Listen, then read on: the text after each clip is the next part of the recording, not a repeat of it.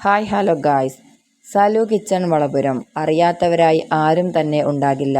നിഷ്കളങ്കമായ സംസാരവും പച്ചയായ ജീവിത രീതിയും എഡിറ്റിംഗ് ഇല്ലാത്ത വീഡിയോയും എല്ലാം കൂടി ജനഹൃദയങ്ങളിൽ കുറഞ്ഞ കാലം കൊണ്ട് സ്ഥാനം പിടിച്ച ഒരു വ്യക്തിയാണ് സലു കിച്ചൺ വളപുരം.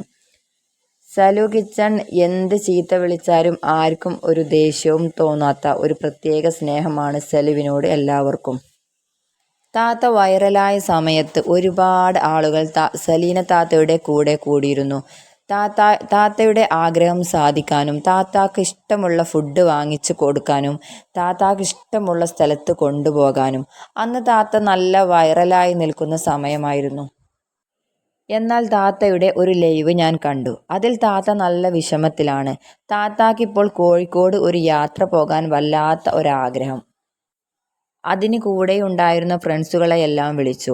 ആരും കൂടെ പോകാൻ കൂട്ടാക്കിയില്ല. ഓരോരുത്തരും ഓരോ കാരണം പറഞ്ഞ് ഒഴിഞ്ഞു മാറുകയാണ്. താത്താക്ക് ആ ഒരു വിഷമം താങ്ങാൻ കഴിയാത്തത് കൊണ്ട് താത്ത ലൈവിൽ വന്ന് ആ ഒരു വിഷമം പ്രകടിപ്പിച്ചിരുന്നു. താൻ വിളിച്ചാൽ ഇനിയും അവർ കൂടെ വരുമെന്ന് താത്ത കരുതിയിട്ടുണ്ടാകാം. ഇവരെല്ലാം കുടുംബമായി കഴിയുന്ന ആളുകളല്ലേ. അവർക്ക് അതിൻ്റെതായ പരിമിതികൾ എന്തായാലും കാണാം. അതുകൊണ്ട് താത്താനെ പോലെ കറങ്ങാനും താത്താനെ പോലെ ഫുഡ് കഴിക്കാനും ഒന്നും ആർക്കും സമയം കിട്ടിയെന്ന് വരില്ല. ഇതാരെയും കുറ്റപ്പെടുത്താനോ ഒന്നും വേണ്ടി പറയുന്നതല്ല. എന്നാലും താത്ത ഒരു കാര്യം ഇനിയും മനസ്സിലാക്കേണ്ടതുണ്ട്. നമ്മുടെ നല്ല സമയത്ത് ഒരുപാട് പേർ നമ്മൾക്കിടയിൽ വരും. അവരെ നമ്മൾ പൂർണ്ണമായും ലൈഫ് ലോങ് ആയി നമ്മുടെ കൂടെ ഉണ്ടാകും എന്നൊന്നും കരുതരുത്. എന്നാൽ നമ്മുടെ മോശം സമയത്ത്, നമ്മൾ തകർന്നിരിക്കുന്ന സമയത്ത് ഒരുപാട് ആളുകളൊന്നും കാണില്ല. വിരലിൽ എണ്ണാകുന്ന ചുരുക്കം ചിലർ വരും.